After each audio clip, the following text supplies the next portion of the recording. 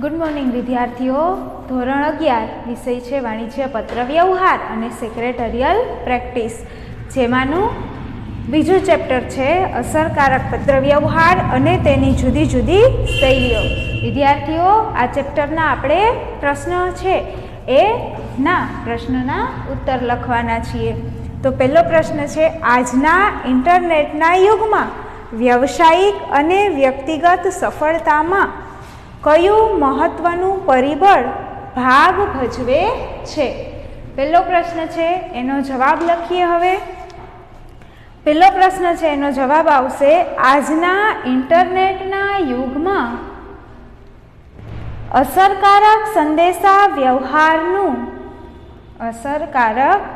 સંદેશા વ્યવહારનું કૌશલ્ય વ્યાવસાયિક અને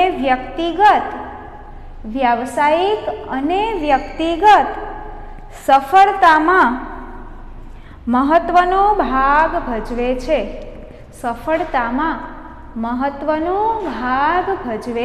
છે. ત્યાર પછીનો બીજો પ્રશ્ન છે, ઇન્ટરનેટના આગમન બાદ કયા પ્રકારના પત્રવ્યવહારની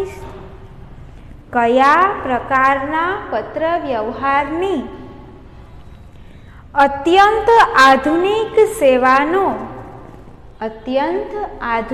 સેવાનો પ્રારંભ થયો?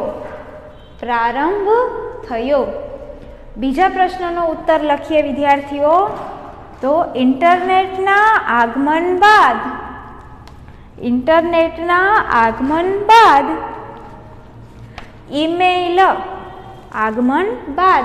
ઈમેલ જેવી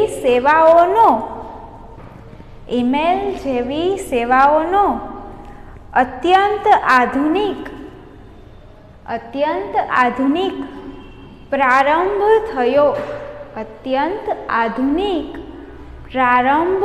થયો. ત્યાર પછી વિદ્યાર્થીઓ ત્રીજો પ્રશ્ન લખો.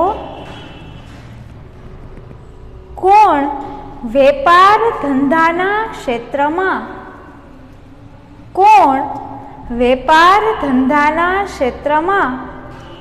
મહત્વનું અંગ બની ગયું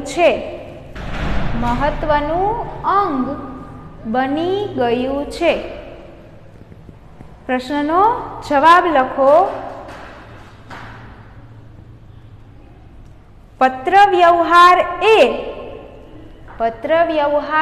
એ વેપાર ધંધાના ક્ષેત્રમાં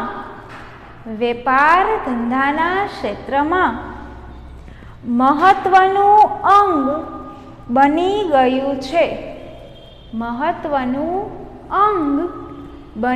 ગયું છે. ત્યાર પછી વિદ્યાર્થીઓ પ્રશ્ન નંબર 4, કયા પત્રો ઔપચારિક પત્રો તરીકે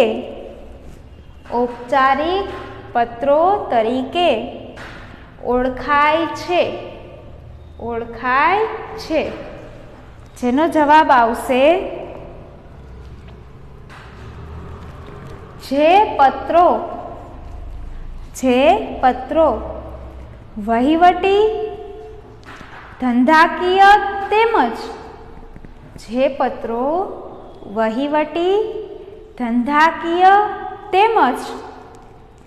સરકારી બાબતો માટે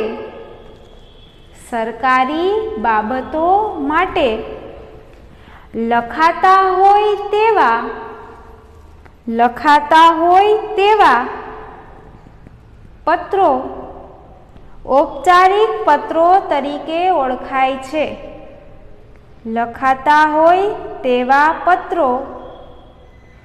ઔપચારિક પત્રો તરીકે ઓળખાય છે.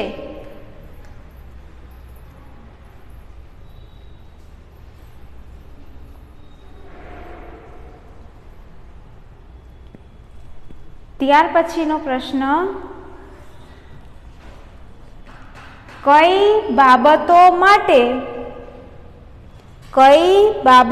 માટે વાણિજ્ય પત્રવ્યવહાર કરવામાં આવે છે? કઈ બાબતો માટે વાણિજ્ય પત્રવ્યવહાર કરવામાં આવે છે? જવાબમાં લખો વ્યાપારી લેવડ દેવડ, સોદાઓની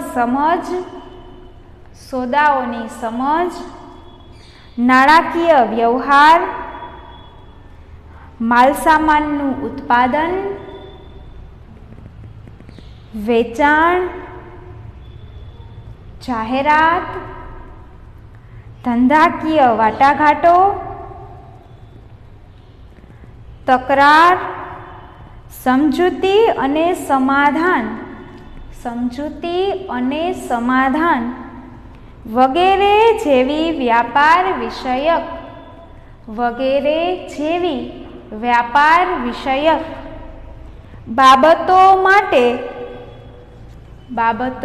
માટે વાણિજ્ય પત્રવ્યવહાર કરવામાં આવે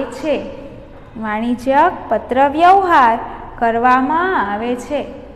તો વિદ્યાર્થીઓ, સ્વાધ્યાયમાં બુકમાં આપેલ પ્રશ્નો ઉપરાંતના આ પ્રશ્નો છે જેનો અભ્યાસ આપણે આ વિડીયોમાં કર્યો.